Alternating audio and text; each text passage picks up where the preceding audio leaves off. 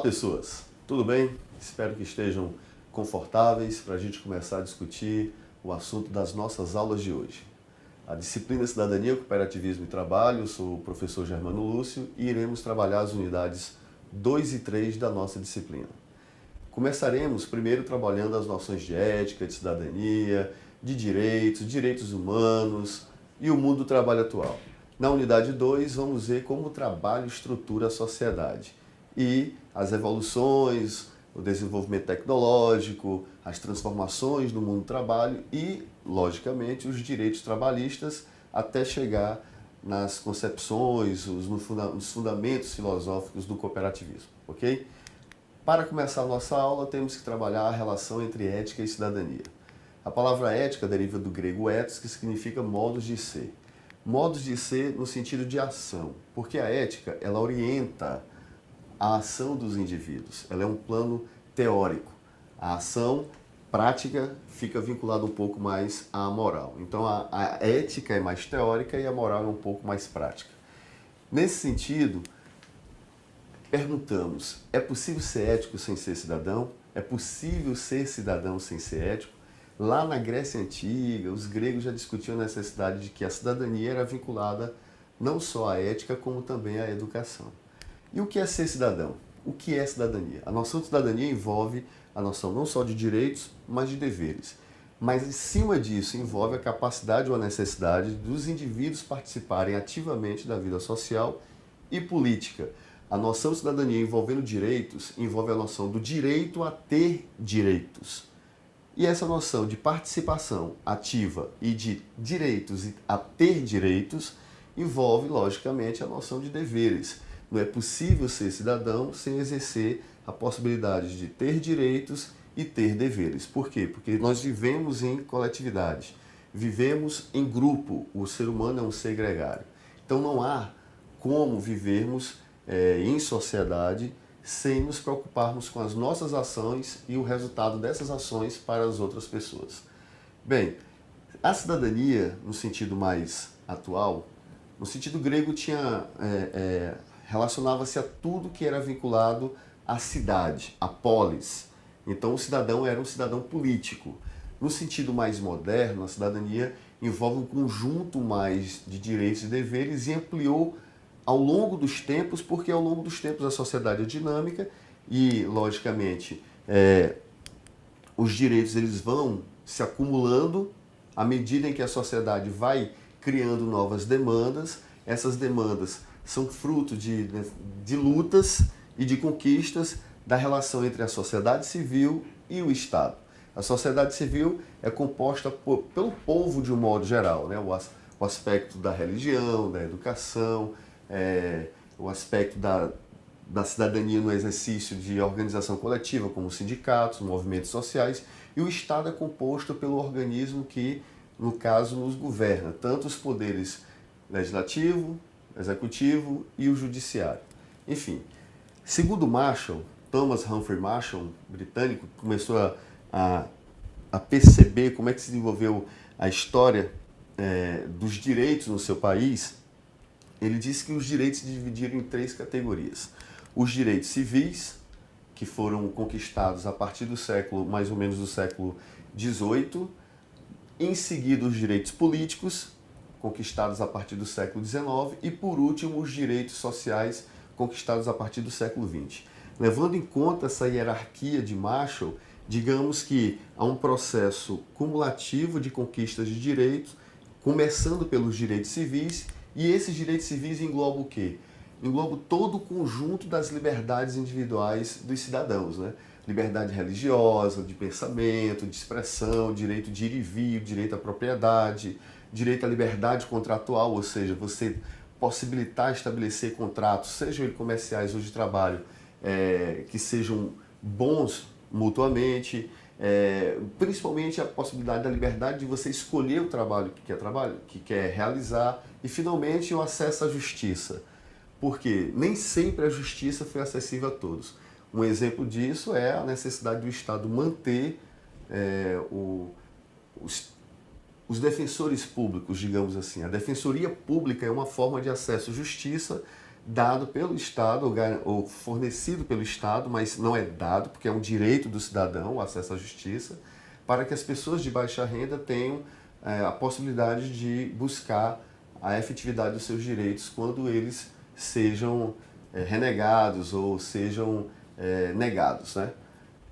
Em seguida, os direitos políticos, aproximadamente no século XIX, a partir, digamos assim, de 1800 e alguma coisa, quando começou a discutir a necessidade do sufrágio universal em alguns países, a ideia de ampliar a necessidade de uma gama maior da população ter acesso ao direito de voto, a participar da vida política de forma mais ativa, né? E esse direito político refere-se aos direitos eleitorais, tanto a possibilidade de votar e ser votado, direito de livre associação, participar de partidos políticos, sindicatos, associações, agremiações, cooperativas, movimentos sociais das mais diversas ordens. E o direito de protestar. O direito de protestar é um direito político. Dentre esses direitos de protestar, tem o direito de greve, quando o trabalhador se acha negado seus direitos à qualidade de vida no trabalho, às condições de vida no trabalho, as condições de trabalho, a saúde no trabalho, o assédio no trabalho, enfim. Assim também como a busca de determinados direitos que sejam negados ou minimizados pelo Estado, né? Saúde, educação, enfim, o direito de protestar é um direito político do cidadão livre. Os direitos políticos começaram a ser reivindicados a partir do século XVIII, mas só foram conquistados efetivamente a maioria dos países somente no século XX. O Brasil, por exemplo, é um caso sintomático que os nossos direitos políticos eles se efetivaram a partir da década de 30, né?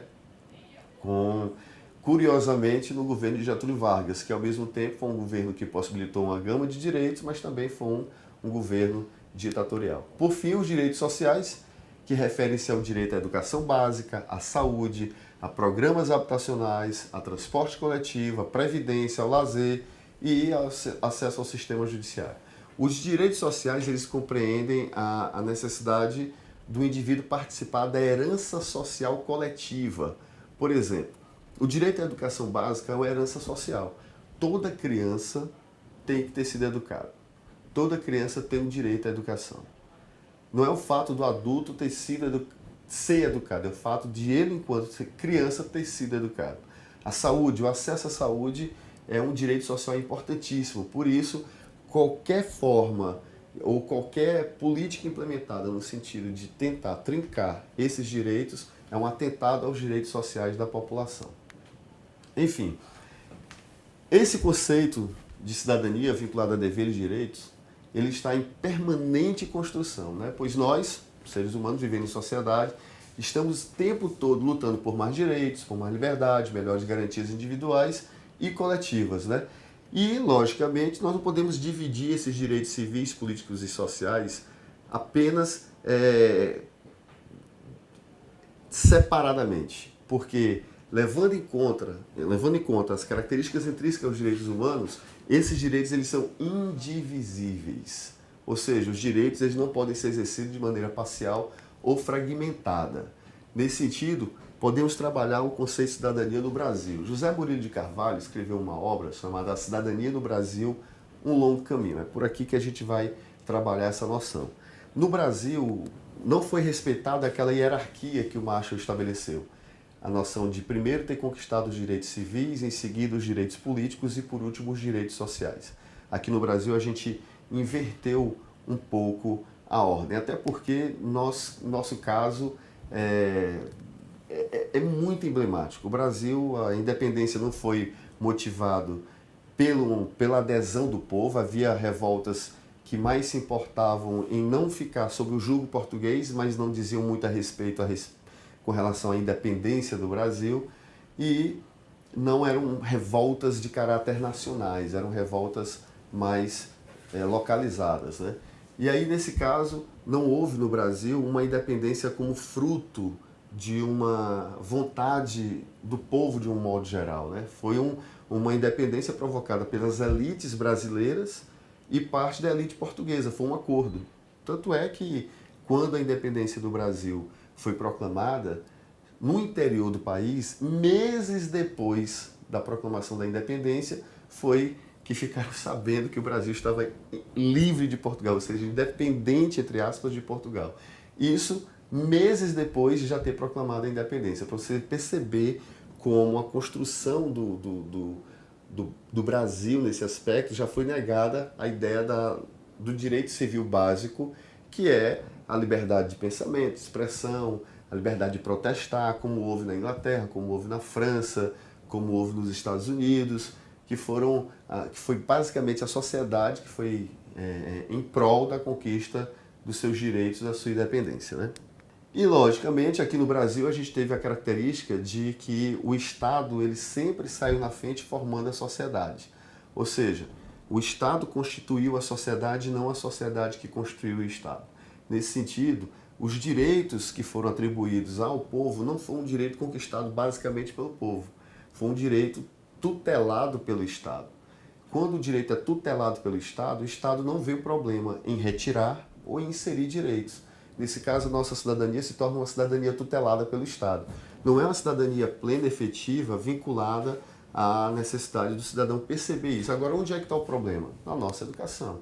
Se nós criarmos uma educação cívica voltada para a conquista de direitos, para a manutenção desses direitos, para a necessidade de estabelecer o princípio da liberdade dos indivíduos, nós não teríamos necessidade de impor no nosso sistema educacional determinados assuntos que deveriam ser considerados indiscutíveis, como o direito à liberdade religiosa, o direito à liberdade à orientação sexual, reconhecer os direitos dos negros como cidadãos plenos desse país, como qualquer outro cidadão, e, no entanto, a gente percebe aí a homofobia, o racismo, a intolerância religiosa, a misoginia, o machismo imperando cada vez mais forte em nossa sociedade em pleno século XXI.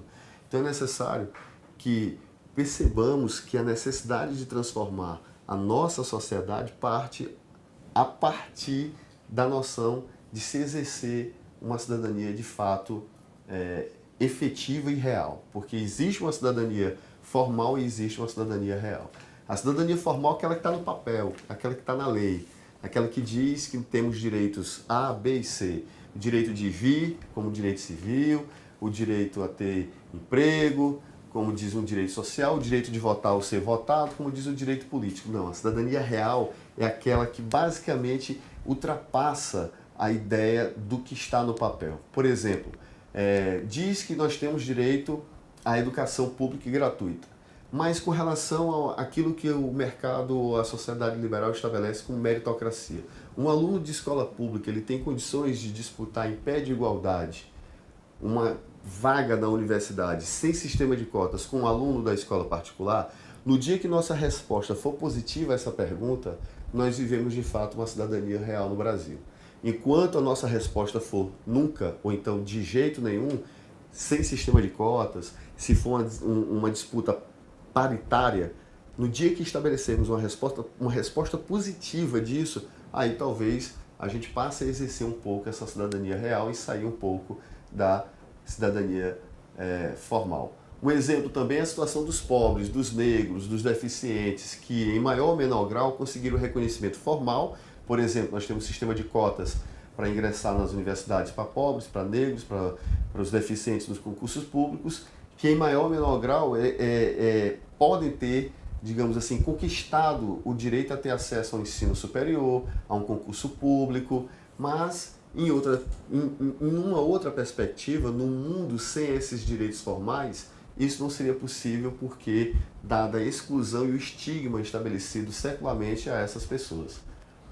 Bem, e aí entramos na discussão dos direitos humanos. A gente sabe que a gente vive no Brasil atualmente uma guinada violenta ao conservadorismo. E essa guinada ao conservadorismo, ela leva sempre em conta a noção de que algumas pessoas devem ter mais direitos do que outras. E aí cabe aquela pergunta: os direitos humanos só podem ser válidos para humanos direitos? Existe direitos humanos sem a noção de liberdade? A noção de igualdade é um direito humano?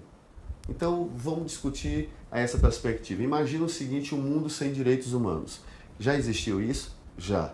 Apesar de que os filósofos justnaturalistas lá no passado, John Locke, Hobbes, Rousseau estabeleceram a noção de direitos naturais do homem. Esses direitos naturais do homem eles eram universais, eram válidos em qualquer lugar, em qualquer parte do globo. Então nós podemos dizer que os direitos naturais do homem, estabelecidos lá no século XVI, XVII e XVIII, é o embrião dos nossos direitos humanos. Imagina o que os nazistas fizeram, o horror do Holocausto na Segunda Guerra Mundial. Enfim, a noção dos direitos humanos, uma Declaração Universal dos Direitos Humanos, aprovada em 10 de dezembro de 1948 pela Organização das Nações Unidas, a ONU, veio com o objetivo de proporcionar o diálogo entre as nações e impedir conflito entre eles por questões políticas, econômicas ou culturais. Lógico, além de proteger os indivíduos e as coletividades humanas em situação de risco e de vulnerabilidade. Então, os direitos humanos são valores universais e inegociáveis, são direitos naturais, até, digamos assim, que visam o respeito mútuo em detrimento dos privilégios restritos a determinados grupos, por isso não devem ser pensados como benefícios particulares ou privilégios de grupos elitizados. Como diz aqui, bandido bom é bandido morto? Não, não é. Não é que o direito humano protege bandido, os direitos humanos protegem todos os indivíduos, todos os cidadãos. Já imaginou se o Estado pudesse adentrar a nossa casa e fazer o que ele quisesse conosco? Quem impede o Estado de fazer isso? Primeiro, a noção de um Estado democrático de direito que a gente vive. Segundo, a noção de direitos humanos. Ou seja, um preso sob a tutela do Estado não pode ser torturado, não pode ser morto, não pode ser violentado. Por quê? Porque é um direito humano e é o Estado que deve regular isso. Quando a gente discute essa possibilidade de bandido bom e bandido morto, a gente tem que entender que a polícia não pode se equivalar ou se equiparar ao bandido. A polícia é a ordem, a polícia é a lei. É lógico que os policiais têm que se defender numa situação de risco, mas eles não podem usar a força excessiva porque eles são o Estado, eles já são a força. Então a noção de direitos humanos não é para proteger A ou B, é para proteger qualquer cidadão, inclusive o policial em situação em que esteja sendo negados seus direitos humanos válidos, universais e naturais e inegociáveis, inclusive isso. Então não é uma prerrogativa de um indivíduo em detrimento de outro. Passando por essa noção de direitos humanos, a gente faz uma relação entre direitos humanos e direitos trabalhistas. Imagina como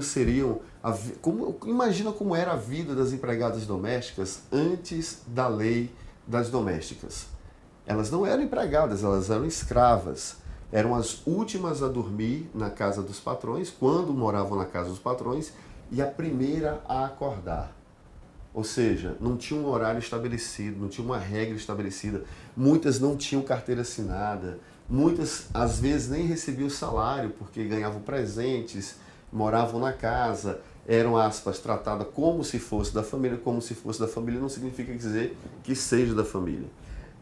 Imagina as mulheres vivendo num mundo em que não houvesse assédio moral ou assédio sexual no trabalho. Como é que era isso? A quem elas iriam recorrer? Então, essas conquistas desses direitos, elas não são direitos exclusivos para essas pessoas. Elas são direitos que ampliam a possibilidade de atender a toda a gama de mulheres, de todas as classes sociais, em todas as circunstâncias do mundo do trabalho. Do mesmo jeito, imagina como era a vida do trabalhador brasileiro na fábrica em São Paulo em 1917 ou 1920, trabalhando para a família Martinelli ou para a família Matarazzo, digamos assim. Elas trabalhavam mais de 16 horas por dia. Crianças de 9 e 10 anos exerciam trabalhos nas fábricas, não eram protegidas. Se alguém sofria um acidente de trabalho, perdia uma perna, um braço, essa pessoa era simplesmente negligenciada, colocada para fora e outro era colocado no seu lugar. Então, a partir de 1988, a Constituição brasileira amplia a noção dos nossos direitos. Ela tem o nome de Constituição Cidadã exatamente por essa razão. Porque a partir de 1988 ela amplia os direitos dos cidadãos brasileiros. E aí, pela primeira vez, nós começamos a ter, de fato, direitos civis, políticos e sociais. Só que no Brasil, lá atrás, né, os direitos sociais eles saíram na frente, na verdade, por um determinado momento, porque lá na época do Império, antes de 1824, havia eleição, mas a eleição apenas 2,5% da população votava. Na década de 60, apenas 15% da população votava no Brasil. Na década de 80, esse percentual aumentou para 42%, ou seja, é um percentual muito pequeno para se dar a noção de direitos políticos. Apenas em 1996 foi mais que a quantidade de cidadãos brasileiros votando atingiu um percentual de mais de 70%, apenas em 1996.